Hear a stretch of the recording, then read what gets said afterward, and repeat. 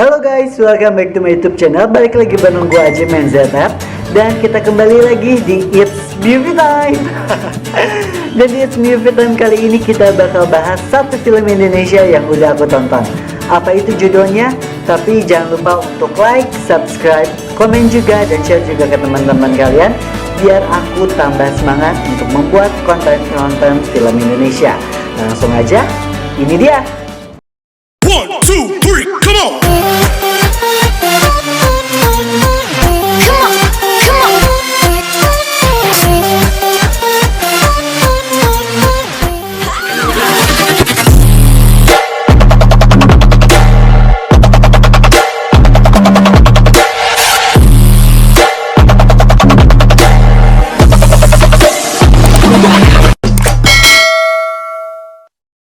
Well, film yang bakal kita bahas kali ini adalah film yang berjudul Merindu Cahaya di Amstel.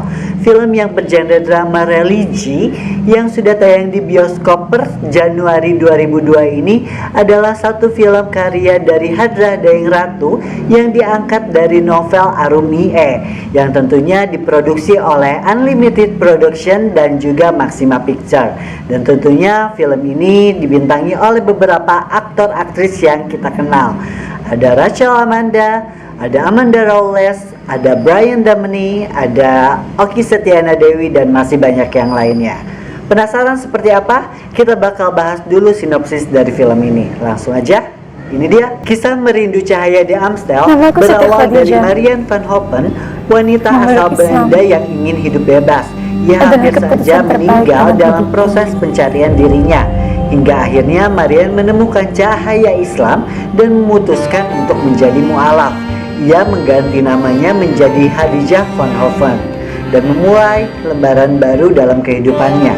Khadijah juga memutuskan untuk berhijab. Seiring berjalannya waktu, ia berjumpa dengan seorang fotografer yang bernama Niko dan mahasiswi asal Yogyakarta yang kuliah di Belanda bernama Kamala. Dari sinilah ujian demi ujian mulai dihadapi oleh Khadijah. Lalu takdirlah yang membawa mereka menjadi sahabat yang memendam rasa satu sama lain. Jadi kayak cinta segitiga gitulah, yang akhirnya membuat mereka itu terpecah belah. Seperti apa kisah mereka? Kita bakal saksikan dulu trailer dari Merindu Cahaya di Amstel. Here we go. Marie, wacht. Marie, hey, hallo. Stop het. Hé, mag ik je nou opeens ook niet meer aanraken? Stop het. Wat is er nou voor onzin, hè?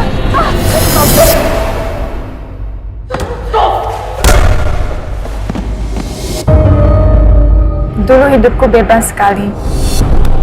Semua hal buruk pernah aku coba.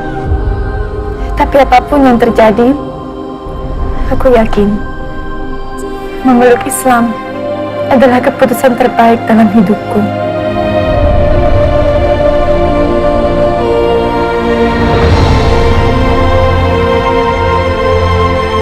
Hai, Khadijah.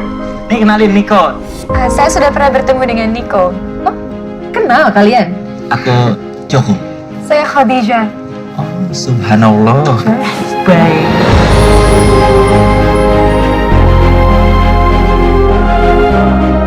Niko tuh cool ya. Kalau deket sama dia tuh aku deg-degan sih. Kamu suka dengan Niko? Kamu sama Khadijah kebetulan agamanya sama, tapi karakter sangat beda. Kamu suka yang mana? Bantu aku jadi muslim yang baik ya. Bahwa rasa ini tak mau kompromi. 1 triliun pilihan. Hai, Khadijah, kamu suka ya sama Niko? Niko itu teman yang baik, tapi tidak lebih dari itu. Apa yang harus aku lakukan untuk menjadi lebih dari sahabat? Aku tadi lihat kamu berduaan sama Niko, Khadijah. Aku tuh muak sama orang yang sok suci. Jangan sampai kamu tuh gak sadar kalau kamu tuh udah bersikap munafik.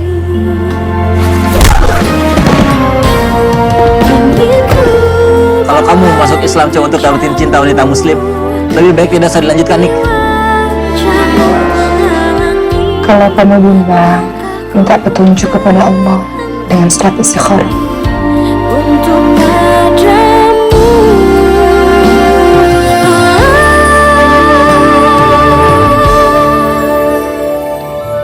tidak punya perasaan yang sama dengan kamu. Kita tahu. Nah, itu dia tadi trailer dari film Merindu Cahaya di Amstel. Kita langsung masuk ke dalam review film ini.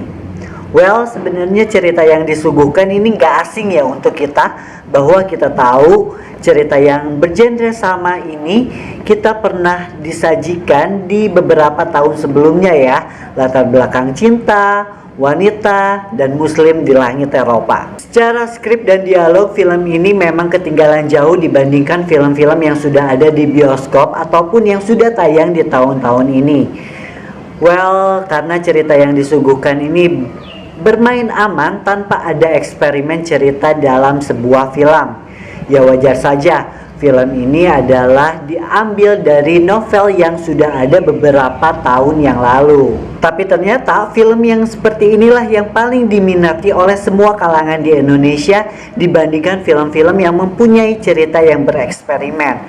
Film ini hadir dengan sejuta warna konsep yang membuat kita merinding ketika menonton filmnya dari awal sampai akhir. Soal visualisasi dari film ini sebenarnya nggak asing lagi untuk kita, karena pengambilan gambar dari film ini memang kita sudah terbiasa menikmatinya di film-film yang bergenre serupa di tahun-tahun sebelumnya. Sinematografi yang bermain aman dan ton warna yang nggak asing lagi untuk kita semuanya. Ya, karena kita sudah terbiasa lah melihat pemandangan langit Eropa di film-film yang bergenre religi seperti ini. Tapi balik lagi, ternyata film ini tetap bisa masuk ke dalam penonton Indonesia. Soal karakter yang paling mendominasi adalah kehadiran dari Amanda Rawless yang memerankan Siti Khadijah, seorang wanita Eropa yang native speaker gitu. Kita melihat di sini Amanda bermain dengan sangat cantik dan begitu natural tanpa dibuat-buat. Yang kita tahu bahwa penggarapan dari karakter si Amanda Rawless ini, aku yakin ini adalah penggarapan yang tidak main-main. Ya, karena kita tahu bahwa Amanda ini bermain di luar kebiasaannya dia. Bahkan ketika kita melihat Siti Khadijah dalam film ini, kita seperti disuguhkan seperti wanita Eropa muslim yang asli gitu aja. Ada juga karakter Rachel Amanda dengan sisi lugunya Rachel Amanda yang seperti kita lihat di sinetron-sinetron yang biasanya dia bawakan gitu. Di sini Rachel Amanda bisa mendokrak karakter yang dia bawa ke dalam sebuah film tanpa terlihat membosankan. Kehadiran Brian Damany yang pastinya kita tahu bahwa karakter bule seperti ini memang cocok banget untuk dia dibandingkan dia memainkan romance-romance Indonesia di film-film sebelumnya. Walaupun sebenarnya banyak sekali aktor-aktor Indonesia yang mempunyai karakter bule seperti ini yang cocok banget untuk pemeran seperti ini. Tapi mungkin juga penggarap melihat dari segi umur, karena memang Brian Damany, Amanda Rawless, dan juga ada Rachel Amanda ini gak beda jauh dari segi umurnya. Yang membuat kikuk adalah pemain dari Joko, adalah teman dari Niko itu sendiri. Mungkin karena skripnya dia, jadi dia itu sedikit agak kikuk dengan komedi-komedi yang dia sajikan dari karakternya itu sendiri gitu. Yang terpenting juga ada karakter dari Okky Setiana Dewi nih, yang membuat kita merinding setelah menonton film ini dari segi religinya.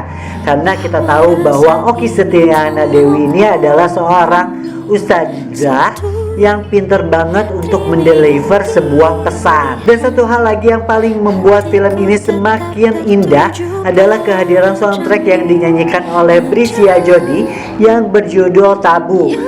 Lagu ini bisa membuat kita melihat indahnya muslim di langit Eropa.